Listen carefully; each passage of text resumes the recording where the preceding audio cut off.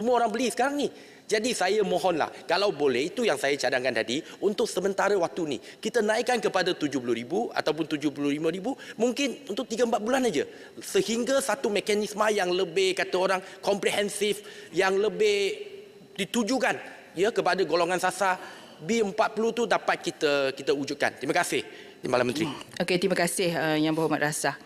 Ya, saya kira bolehlah dibincangkan nanti ya, kita bawa ke dalam mesyuarat dan kita bincangkan. Jadi itu berkenaan dengan subsidi bersasar dan ketirisan. Kemudian perkara isu yang seterusnya yang dibangkitkan ialah berkenaan dengan jualan rahmah. Yang Amat Berhormat Menteri Kewangan Tok Pengerusi di dalam pembentangan Belanjawan 2023 menyebut berkenaan dengan 100 juta ringgit yang diperuntukkan untuk jualan rahmah untuk dilaksanakan di 222 parlimen. Ya, tak ada kecuali di setiap kawasan parlimen. Akan tetapi butirannya bukan di bawah KPDN. Butirannya di bawah B11, di bawah Kementerian Keuangan. Ya, ahli-ahli yang berhormat boleh cari di sana. Jadi kita selepas kita luluskan bajet ini, kita harap kita boleh terus melaksanakan jualan rahmah di kawasan-kawasan ahli yang berhormat. Ya, saya sentiasa akan membantu ahli-ahli yang berhormat sekiranya ahli-ahli yang berhormat ingin menjalankan jualan rahmah untuk Ramadan, untuk raya, untuk musim-musim perayaan dan sebagainya. Kita faham bahawa rakyat sedang susah. Ya, kita faham bahawa jualan rahmah ini akan banyak membantu mereka nanti. Berkenaan dengan penguatkuasaan, 35.87 juta diperuntukkan pada 2023 adalah untuk kekuatan penguatkuasa seramai 2,200 anggota di seluruh negara. Ya. KPDN sedang mengkaji keperluan untuk memperkasa bahagian ini sebagai sebuah jabatan sejajar dengan keperluan semasa. Itu berkenaan dengan penguatkuasaan.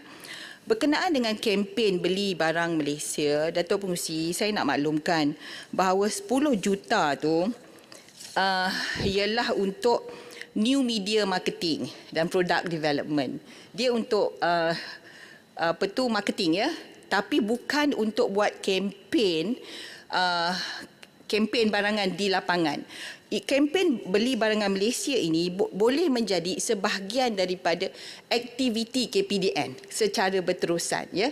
Dia memang dah ada di bawah perkhidmatan dan bekalan tu, di antara aktiviti-aktiviti KPDN ialah menjalankan. Sambil-sambil kita buat jualan rahmah pun kita boleh promosikan kempen barangan kempen beli barang Malaysia. Kemudian berkenaan dengan PPH, saya rasa saya jawab berkenaan dengan PPH ini, iaitu pegawai pemeriksa harga 41 juta. Ya.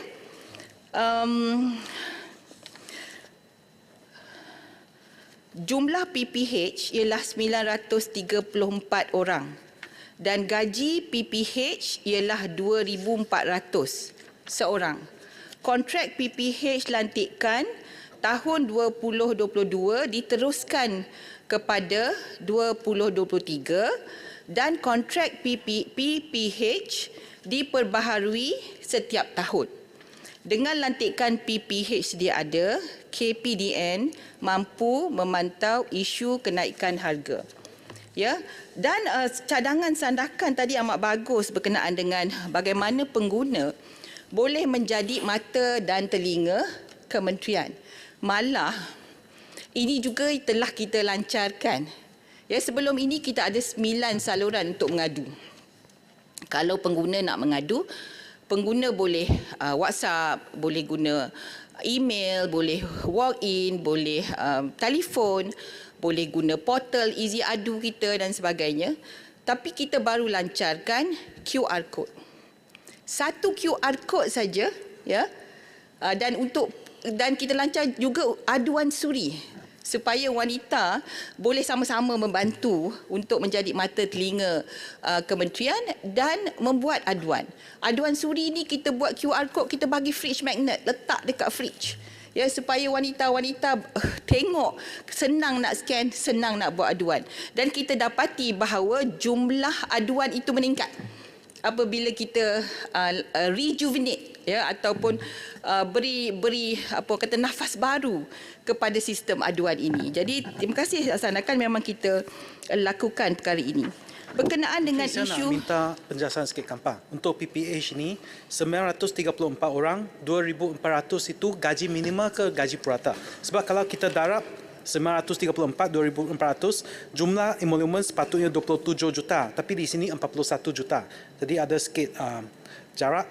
Yang kedua, boleh tak saya tahu 934 ini berapakah perincian di setiap negeri? Kalau tak dapat boleh bagi bertulis. ya boleh, terima kasih ya. Saya akan mohon jawapan bertulis untuk pecahan secara detail, ya, bagaimana jumlah tersebut di total up di tally, ya. Okey, berkenaan dengan tribunal, ini sesuatu yang dibangkitkan oleh Temeloh tadi, ini penting. Sebenarnya kita tengok bagaimana orang mengadu di Facebook, orang mengadu dekat TikTok, orang mengadu berkenaan dengan barang mahal. Tapi sebenarnya jemaah umrah yang ditipu, kalau jumlah itu di bawah 50,000, pengguna tersebut boleh buat aduan kepada tribunal. Dan tribunal boleh mengambil tindakan ke atas pengusaha tadi ataupun peniaga tadi. Jadi inilah nasihat kementerian kepada pengguna, gunakanlah tribunal yang ada ni. Dan kita ada macam mahkamah sebenarnya. Saya dah tengok bilik, ya, di mana pengerusi tribunal ini membicarakan kes-kes. Memang macam dalam setting dalam mahkamah, ya. Jadi itu kita menyarankanlah pengguna-pengguna menggunakan tribunal ini. Yang Berhormat Menteri, Silakan. kita sedia maklum bahawa tribunal ni dia hanya menguruskan kes yang melibatkan peniaga dan pembeli. Tapi kita perhatikan trend yang terbaru ni, ramai orang yang menjual barangan atas talian tanpa ada pendaftaran perniagaan. Jadi sekiranya ada berlakunya apa-apa pertelingkahan, adakah pembeli itu boleh mendapatkan bantuan daripada tribunal? Adakah pihak kementerian telah bersedia untuk meluaskan bidang kuasa tribunal? Okay, terima kasih. Sebab itu amat penting untuk kita mendidik pengguna, ya. Program-program advokasi kepenggunaan itu merupakan antara program yang KPDN letakkan kepentingan. Jadi, okey, kalau antara aduan kita terima lebih daripada 29,000 aduan tahun lepas. Dan antara aduan yang banyak ialah online, ya. Jadi apabila buat aduan kepada kita dan jualan itu dan pembeli rasa mereka ditipu, maka hantar aduan kepada KPDN, kita akan teliti, ya, apa tindakan seterusnya. Kalau perlu disalurkan kepada tribunal, akan disalurkan kepada tribunal, ya. Jadi buat aduan dulu dan kemudian ni. Dan lagi satu, saya nak maklumkan bahawa KPDN di bawah SSM juga telah mengeluarkan satu apa yang dipanggil BizCrash. Satu crash ataupun satu cop kepada peniaga yang mendaftar dan bertanggungjawab. Jadi SSM keluarkan satu logo cop BizCrash, BIZCREST. Kita juga menggalakkan pengguna mencari crash itu apabila mereka membeli di atas talian, ya, supaya kita tahu ini bahawa merupakan syarikat yang penting. Saya ada masa sikit, saya nak bercakap berkenaan dengan penyeragaman harga, ya, yang banyak dibangkitkan oleh ahli yang berhormat. Saya nak beritahu 040700 40 juta itu ialah jumlah yang dikeluarkan oleh kementerian untuk menampung kos port to port, pengangkutan, ya, port to port, daripada kata Port Klang ke Sabah contohnya, ya, itu 40 juta. Tapi di bawah butiran 040500 ada jumlah 200 juta. 200 juta inilah ialah program penyeragaman harga tu. Ya, program penyeragaman harga di mana ianya melibatkan lebih 800 kawasan, 820 seingat saya, kawasan pendalaman Sabah Sarawak dan Labuan, dan ditambah lagi 25 kawasan pada bajet 2023 ya. 200 juta bukan 40 juta. 40 juta itu untuk kos pengangkutan port to port. Okey. Dan Menteri, jadi jumlahnya ialah 240 juta lah program yang dia ada dua. 200 tambah 40. Dia ada dua ya. Satu yang 040500 itu, kalau yang berhormat tengok kepada butiran 050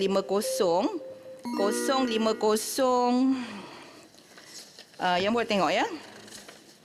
Saya tak jumpa pula. Okey, program pengedaran barang perlu, LPG dan community drumming. Yang ini yang 200 juta. Yang 040700 yang ramai ahli yang berhormat bangkitkan 40 juta itu untuk port to port punya kos pengangkutan. Jadi Saya untuk cadang mungkin lain kali kita boleh masukkan sekali kerana ini confusing lah.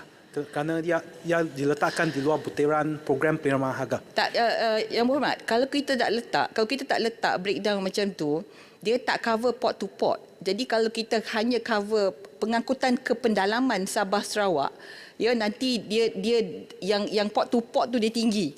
Ya, sebab tu kita asingkan. Ya, tak apa, ahli yang berhormat, kalau mungkin tahun depan boleh tengok lagi pecahan ini ya. Saya nak gunakan masa yang berbaki ini, kalau Datuk Pengerusi, kalau saya dibenarkan, berkenaan dengan franchise ya. Yang berhormat Temeloh Ampang Tumpat, saya kira yang membangkitkan berkenaan dengan franchise. Sebenarnya 3 juta itu merupakan jumlah yang sedikit. Tetapi ianya diperuntukkan untuk membangunkan industri franchise. Dia bukan peruntukan untuk membiaya ataupun peruntukan untuk geran. Ya, peruntukan untuk membiaya dan membiaya di bawah Pernas, iaitu di bawah Kementerian Keusahawanan. Aktanya di bawah KPDN. Jadi di sini ada sedikit isu yang kita sedang runding di antara KPDN dan KUSKOP. Sebab aktanya di bawah KPDN, membangunkan franchise-nya di bawah KPDN, kemudian nak buat jelajahnya di bawah KPDN, ya, nak luluskan franchisor di bawah KPDN, ya, nak bagi pendaftaran franchisor tu KPDN, tapi bila nak beri pembiayaan kepada franchisee itu KUSKOP. Jadi ini ada 2 kementerian yang menjaga 2 kepentingan berkaitan dengan franchise. Jadi kita lihat kalau ke hadapan untuk memastikan bahawanya ia lebih efektif. 1 minit gulung. Ya, terima kasih. Ya, saya buat jawapan untuk memastikan ianya efektif, Tok Pengerusi saya gulung. Untuk memastikan ianya efektif, maka kita perlu samakan pembiayaan dan juga pemegang akta ni tadi ya. Dan untuk pembangunan franchise. Jadi dengan itu saya minta maaf yang lain-lain tu tak dapat kita jawab. Saya akan jawab dalam bentuk bertulis, Datuk Pengerusi. Sekali lagi saya ucapkan terima kasih di atas kesabaran yang berhormat dan terima kasih kerana orang kata amat mengambil berat. Menu Rahmah saya tak sempat jawab. Ya, tapi saya harap bahawa lepas ini kita boleh membangunkan lagi inisiatif-inisiatif di bawah KPDN demi rakyat. Terima kasih Datuk Pengerusi. Terima kasih Pak Menteri. Masalah ialah satu wang sejumlah RM 1 bilion 191 juta 811,400 untuk Kepala B25 Anggaran Perbelanjaan Mengurus 2023 telah sebahagian daripada jadual hendaklah disetujukan. Ahli-ahli yang bersetuju katakan bersetuju. Yang tidak katakan tidak. Lebih suara bersetuju, Kepala B25 jadi sebahagian daripada jadual. Berikutan itu, masalahnya ialah bahawa perbelanjaan di bawah Kepala P25 Anggaran Perbelanjaan Pembangunan 2023 hendaklah diluluskan. Ahli-ahli yang bersetuju katakan bersetuju. Yang tidak setuju katakan tidak. Lebih bersetuju. Perbelanjaan di bawah kepala P25 jadi sebahagian daripada anggaran perbelanjaan.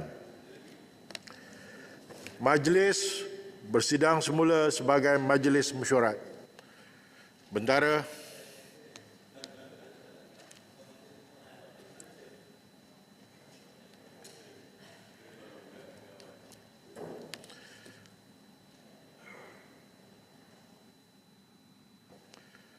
Ahli-ahli yang berhormat, mesyuarat Dewan hari ini ditangguh sehingga jam 10 pagi hari Isnin 20 Mac 2023.